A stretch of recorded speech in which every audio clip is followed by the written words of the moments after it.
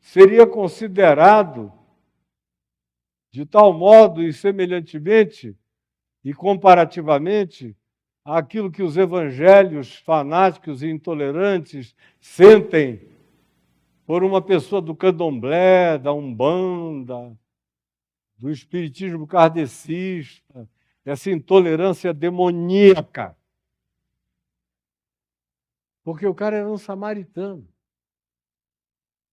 E nos dias de Jesus, desde que ele tinha 19 anos de idade, os samaritanos que já vinham sendo odiados há praticamente 500 anos por todos os judeus de Jerusalém, de Judá, os donos da religião e do templo, odiavam os samaritanos porque os samaritanos tinham miscigenado no cativeiro para o qual eles foram levados e não obedeceram aquelas regras de natureza sionista, de não mistura entre judeu e gentil. Os samaritanos eram povo de Israel, antes faziam parte das 10 tribos que se separaram de Judá e Benjamim, do Reino Norte, portanto, mas se misturaram no exílio. Viraram vira-latas. E não foram nunca perdoados. Porque as mulheres deixaram pintos estranhos entrarem nelas.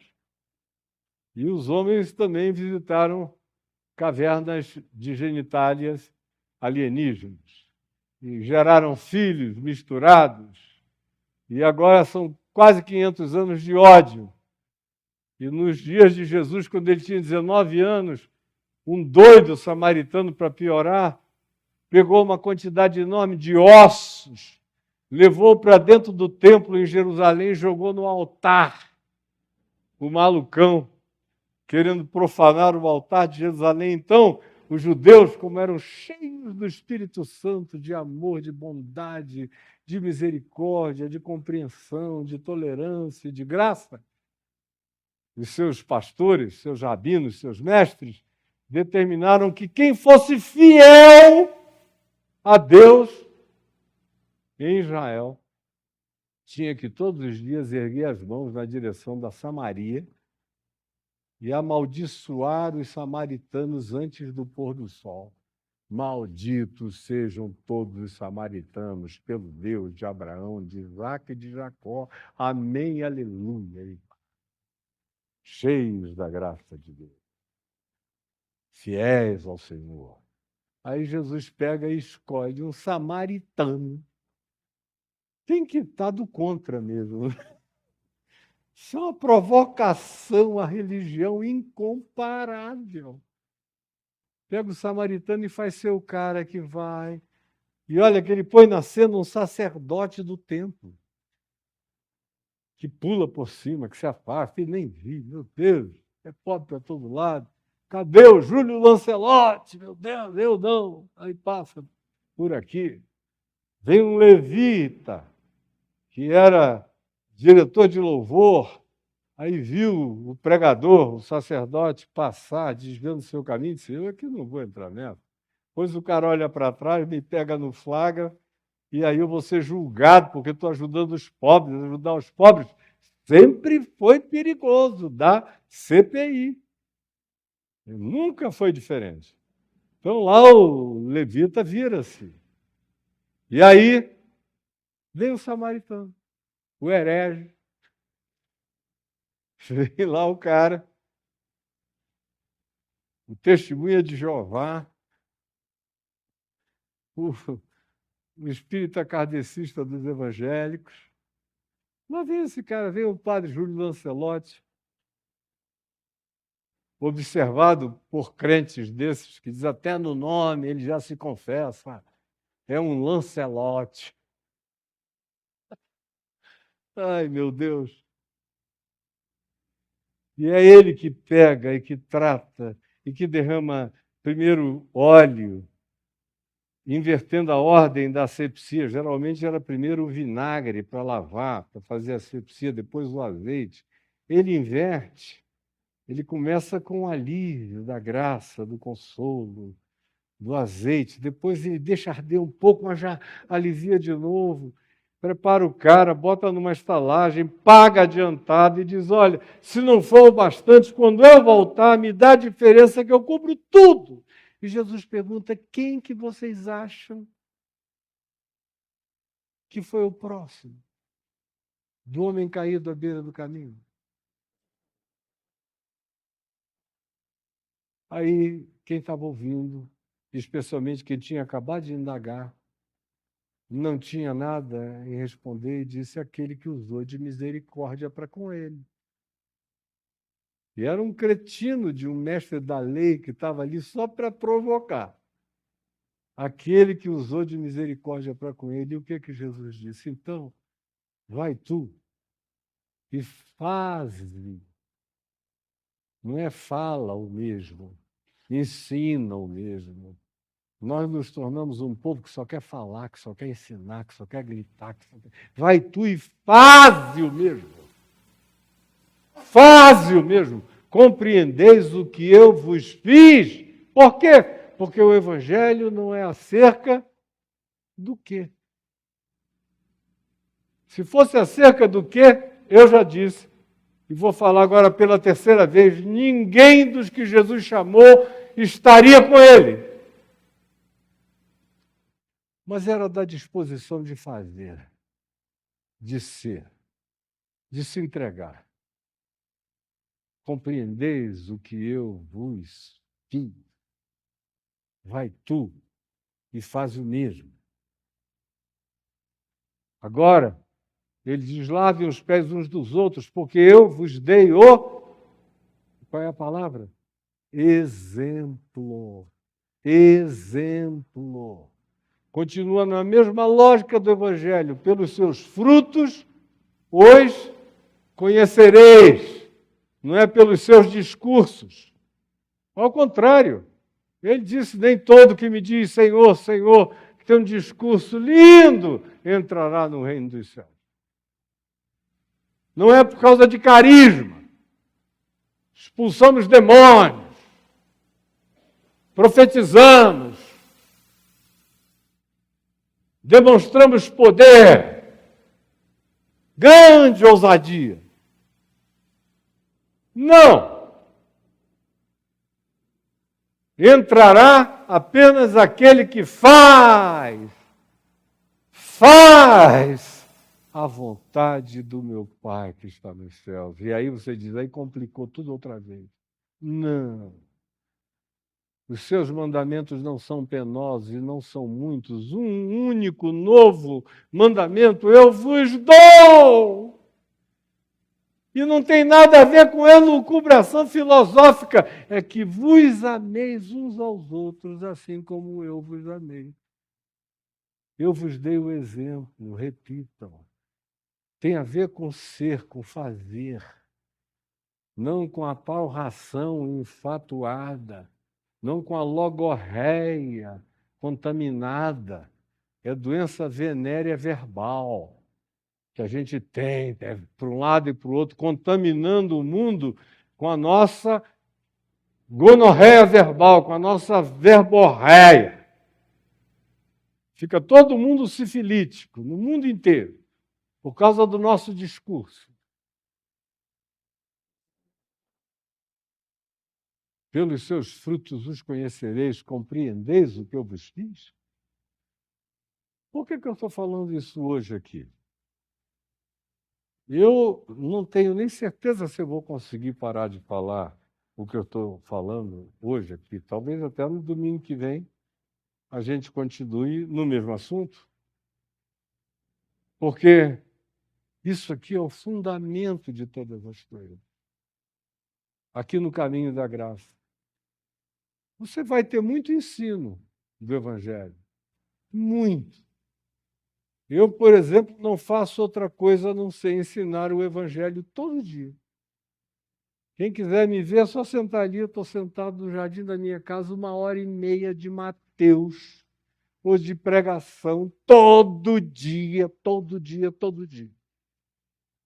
Porque eu sei que o ensino é transformador para a consciência quando ele é do Evangelho, que não fica propondo elucubração mental, mas propõe a cada um de nós a prática, o fazer, o ser como decorrência de quem nós somos e da nossa natureza. Pelos seus frutos os conhecereis, compreendeis o que eu vos fiz. Então façam o mesmo, porque eu vos dei o exemplo. Você vai crescer muito em muitas compreensões. Mas do ponto de vista da espiritualidade, do Evangelho, que é aquilo no que a minha vida se concentra, ensinando sobre Jesus, a compreensão tem que se transformar em ação, em gesto, em modo, em atitude, em tratamento, em entendimento prático que se transforma em produto real para a vida, para o convívio, de uns para com os outros, de nós e entre nós. Qualquer outra argumentação cai no subjetivismo totalmente inoperante e ineficaz. E eu quero concluir, porque já falei mais do que eu me propus a falar, pedindo para você ler comigo em 1 Coríntios, no capítulo 13.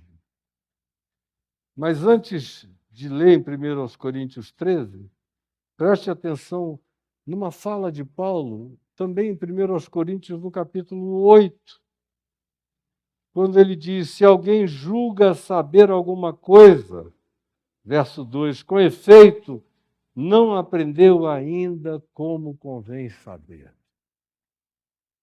Você pode repetir isso comigo? Se alguém julga, não fala alto mesmo. É constrangedor, mas é para a gente ser corajoso. Se alguém julga saber alguma coisa, com efeito, não aprendeu ainda como convém saber. Mas se alguém ama a Deus, esse é conhecido por ele. É só o que importa. É só o que importa. É amar a Deus e ser conhecido por ele. Isso é tudo. Esse é o dogma da fé de Jesus. Isso dá fruto. Isso faz a gente ficar nu. Isso faz a gente se identificar em fraqueza com os outros. Isso faz a gente se descobrir. Isso faz a gente se solidarizar. Isso faz a gente se ajudar.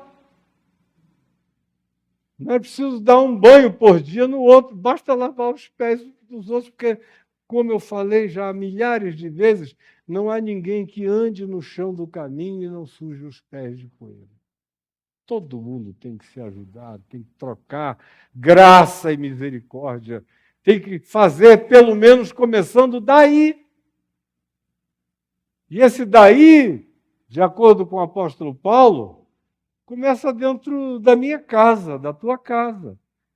Porque se alguém não cuida dos seus, especialmente dos da sua própria casa, tem negado a fé. E é pior do que o incrédulo. Tem negado a fé e é pior do que o incrédulo. Ou seja, tudo que você sabe, se não se transformar em prato, em lavar os pés uns dos outros, se não aprender a gentileza mínima de Jesus e do Evangelho, a graça que não precisa de doutrinação, só de gratidão reconhecida, ele me libertou, me deu luz, me trouxe juízo, sensatez, me ajudou a ver a vida com clareza pela primeira vez. Quando isso entra na gente, tudo mais é comentário. Porque se alguém não aprendeu ainda como saber, e no Evangelho como saber, é fazer. É o modo operandi. E aí sim, você, por favor, veja comigo, aqui em 1 Coríntios, no capítulo 13, que é um texto que a gente já cansou de ouvir para todo lado, mas nunca levou a sério. Nunca. Quando Paulo diz: eis que eu passo a mostrar-vos um caminho sobremodo excelente. É o caminho para a gente escolher. As outras são todas vias underground, subterrâneas, secundárias. Você quer botar o pé no caminho mesmo? Está aqui. Ainda que eu fale nas línguas dos homens, aliândores, cândores, baracataias, o que você quiser inventar. Mesmo que sejam genuínas, como eu conheço o que é genuíno e distingo do que é falso.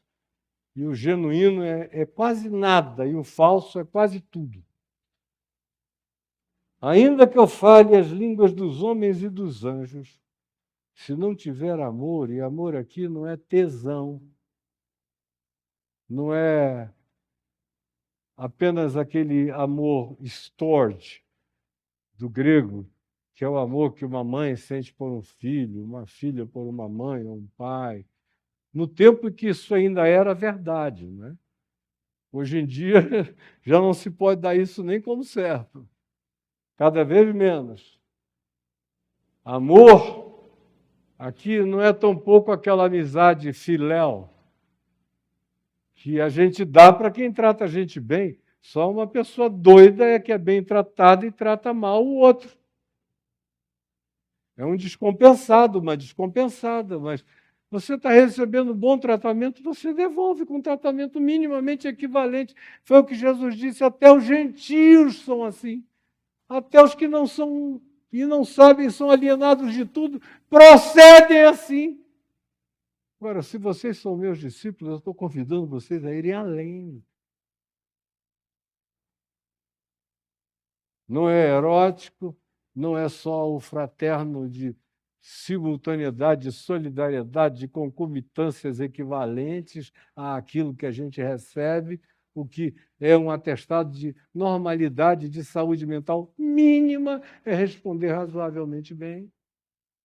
Não.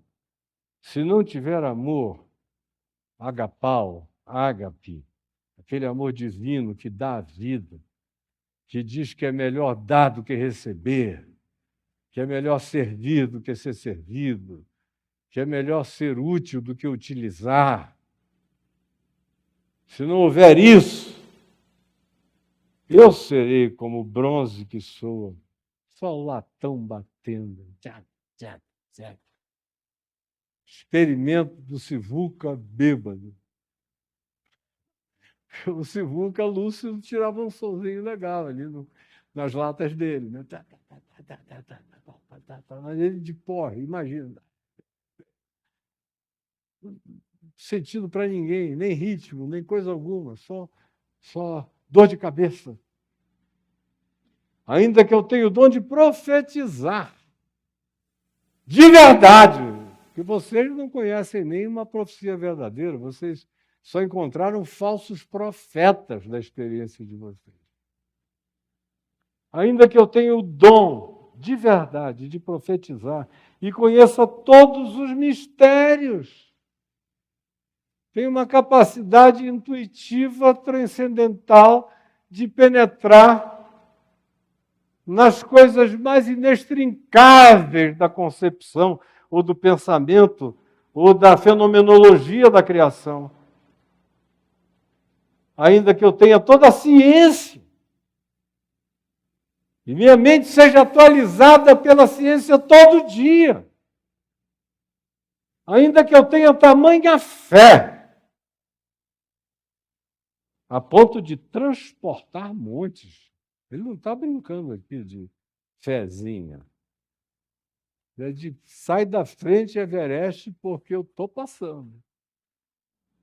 A ponto de transportar montes, se eu não tiver ágape.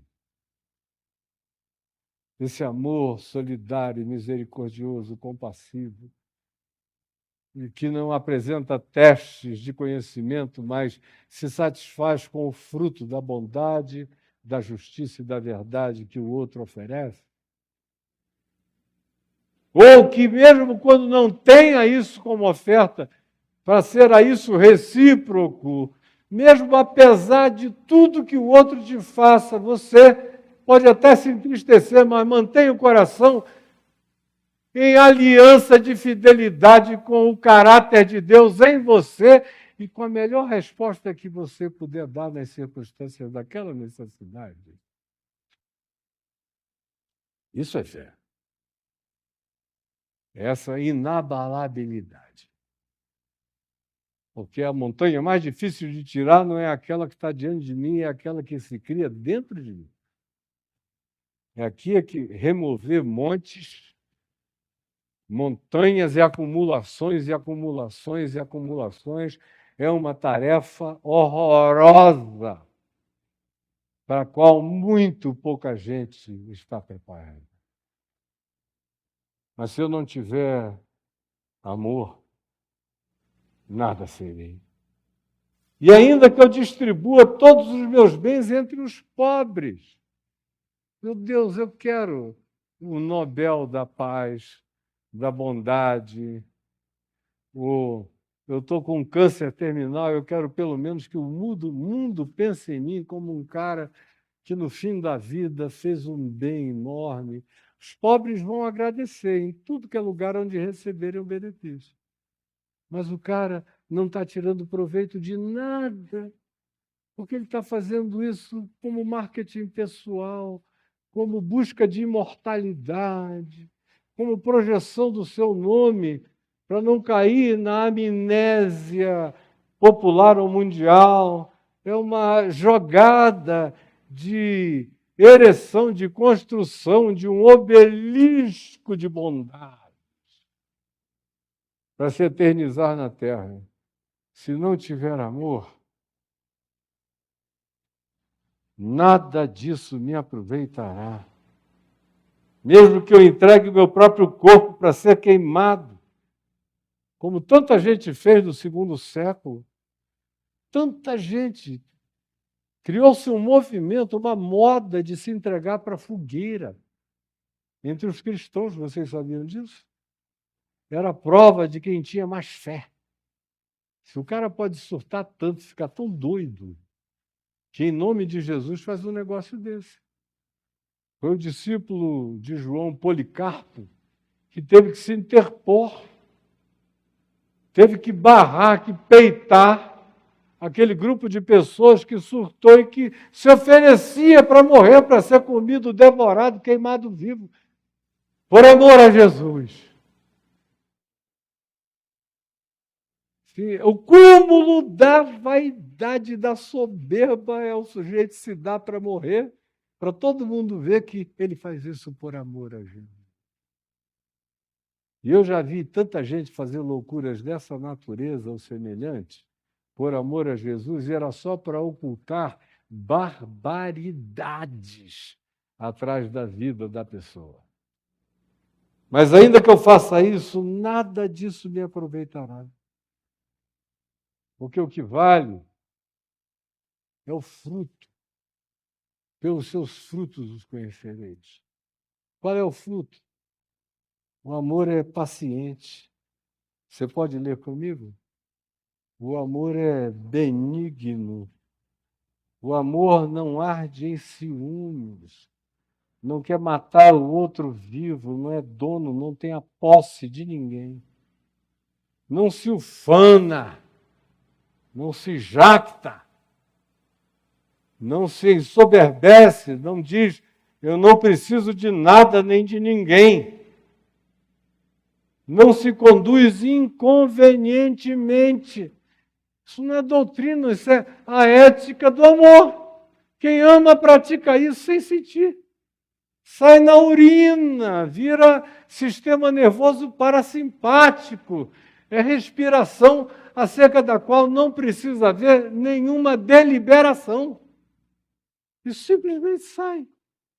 Vaza. Porque o amor é assim. Não se preocupa com os seus interesses. Deixa eu ver só o que me serve, o que me agrada, o que não me agrada, eu não faço, não quero, não ajudo, não ponho a mão, não estendo. O amor não se exaspera. Não manda para nananá que te pariu. Não. Segura a onda, espera, acalma, dorme sobre a situação, não se exaspera, não fica ressentido, machucado, magoado do mal que lhe fizeram. Não deixa o sol se pôr sobre a sua própria ira. Não se alegra com nenhuma injustiça, não diz bem feito, safado, desgraçada. Agora pega. Obrigado, Senhor, tu ouviste as minhas orações, aleluia. Tu me vindicaste, tu me justiçaste. Tu não deixaste que minha face ficasse corada de vergonha diante dos meus inimigos, por isso tu os esmagaste na minha presença, pelo que eu te louvo, Senhor, dos exércitos.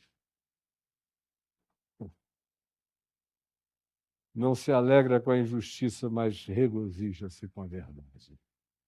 Tudo sofre, sem necessariamente ter que ficar. Tem horas em que a gente tem que ir. Passou do limite da saúde, do respeito próprio, da dignidade, ou do bom senso, ou ficou perigoso, arriscado, pode se tornar algo criminoso contra nós, você não precisa ficar.